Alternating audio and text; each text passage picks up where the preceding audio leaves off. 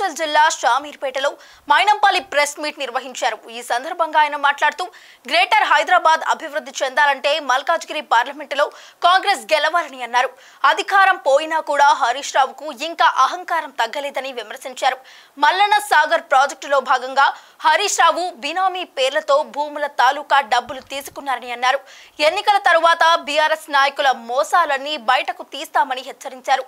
Parliament ఎన్నికల్లో తెలంగాణలో 15 సీట్లు గెలుస్తామని ధీమా వ్యక్తం చేశారు.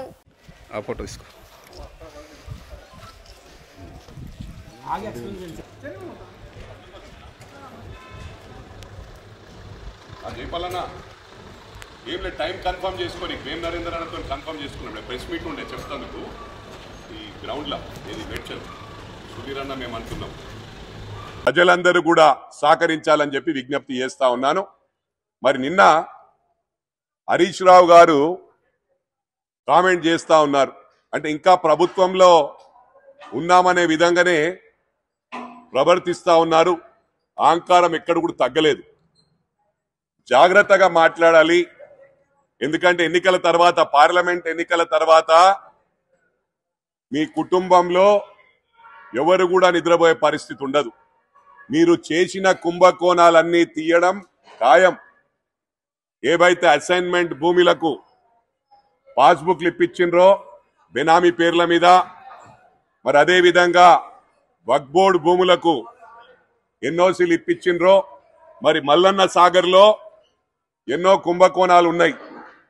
అసలు ఎవరికి జాగ లేకున్నా బెనామీ పేర్ల మీద పాస్బుక్లు సృష్టించుకొని వారి పేరు నుంచి హరీష్ రావు పేరు మీదకి రిజిస్ట్రేషన్ చేసుకోబడ్డది. ఇవన్నీ కూడా ఎన్నికల తర్వాత మీ చిట్టా ఇప్పుతాము. జాగ్రత్తగా మాట్లాడండి. ఎవరెవరు కుంభకోణాలు ఉన్నారో వదిలిపెట్టే ప్రసక్తి లేదు.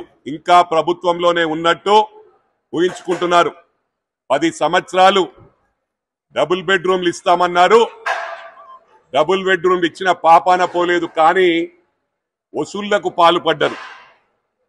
ఎవరైతే మీడియేట్ చేసి డబ్బులు వసూలు చేసిండ్రో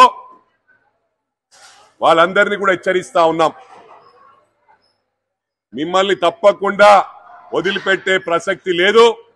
ఎవరెవరు డబ్బులు తీసుకున్నారో వారందరినీ కూడా జైలుకు పంపించడం ఖాయమని చెప్పి కూడా పత్రికా ద్వారా, ఎలక్ట్రానిక్ మీడియా సోదరుల ద్వారా వారందరినీ కూడా హెచ్చరిస్తా ఉన్నాం.